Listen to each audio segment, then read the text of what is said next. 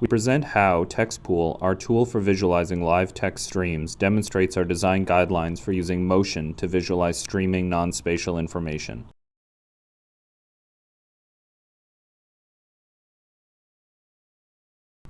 Here we see new terms arriving in the display corresponding to salient terms from new stories that have entered the temporal window.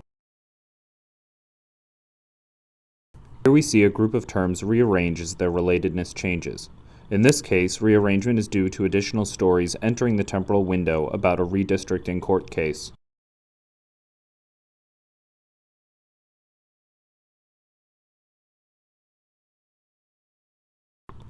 Revisiting our first example, we see that the few terms entering the display move slowly into place, compared to the next example, where many terms enter the display and move more rapidly.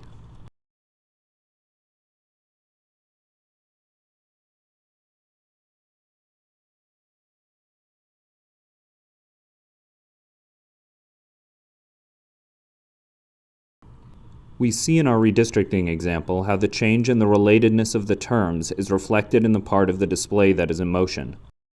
TextPool does not use motion to visualize any absolute quantities in the underlying information. Instead, we visualize relatedness. Here we see an example of only a small change in stream content.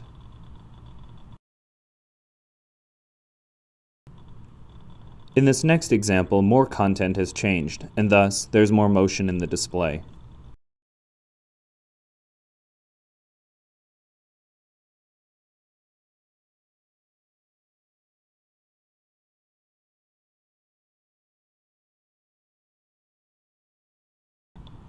Here we see each of the newly arrived terms moving together, indicating that they have changed similarly. In this case, they are all new and from related stories.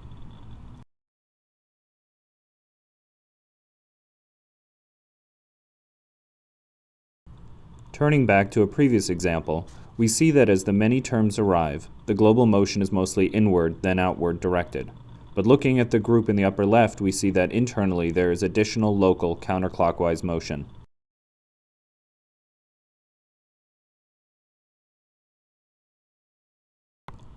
What a collision means in our news story data space is not completely clear.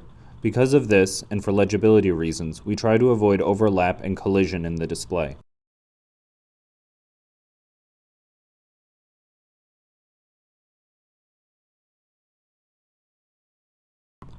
Since a great deal of content change is important in our display, in those situations there is a great deal of motion.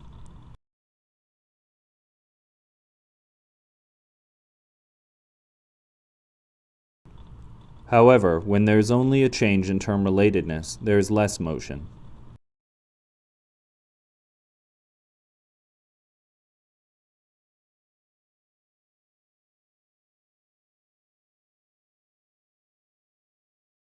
Tracking user attention is not yet implemented in TextPool, so we leave this guideline to inform our future work.